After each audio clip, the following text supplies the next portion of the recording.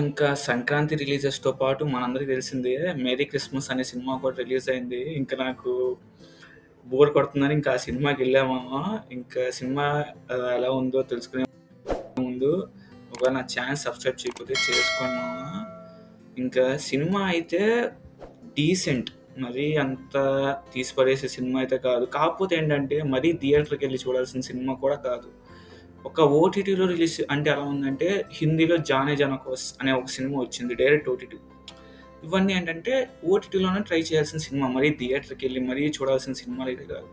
ఇంకా first 1 ½ hour వరకు అలా ఫ్లాట్‌గా ఎళ్తుంటది మామ. ఫ్లాట్ నరేషన్ స్లోగా కొంచెం అంటే బోర్ కూడా కొట్టిద్ది చాలా చోట్ల.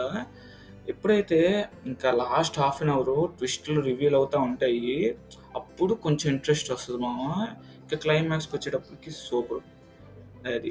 నిజంగా ఆ లాస్ట్ హాఫ్ అన్ అవర్ మాత్రం తీశారు. ఫస్ట్ అండ్ 1 ½ అవర్ ఏంటంటే ఫ్లాట్ నరేషన్ మామ.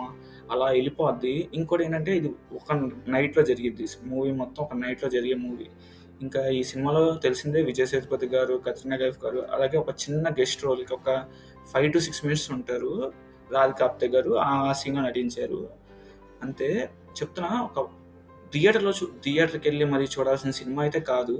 ఓటీటీలో అయినా ట్రై చేయొచ్చు. అదే 'జానే జాను' తర్వాత మన నితిన్ గారి సినిమా పేరేంటి 'గుడ్‌గా' దాని పేరు మర్చిపోయా. ఇవన్నీ ఏంటంటే ఓటీటీలో ట్రై చేయాల్సిన మూవీస్. థియేటర్‌కెళ్ళి మరీ చూడాల్సిన మూవీస్ అయితే కాదు. అది. సో, ఓటీటీకొచ్చిన తర్వాత ఒకసారి మాత్రం కంపల్సరీగా ట్రై చేయండి మామ. ఆ ట్విస్టులు మాత్రం బావుంటాయి లాస్ట్ హాఫ్ అన్ అవర్ ఒకటి. అది మామ. ఇంకా టాటా బాయ్ బాయ్. ఒకవేళ ఈ వీడియో నచ్చితే నా ఛానెల్ సబ్స్క్రైబ్ చేసుకోండి. ఈ వీడియోని లైక్ చేసేయండి మామ.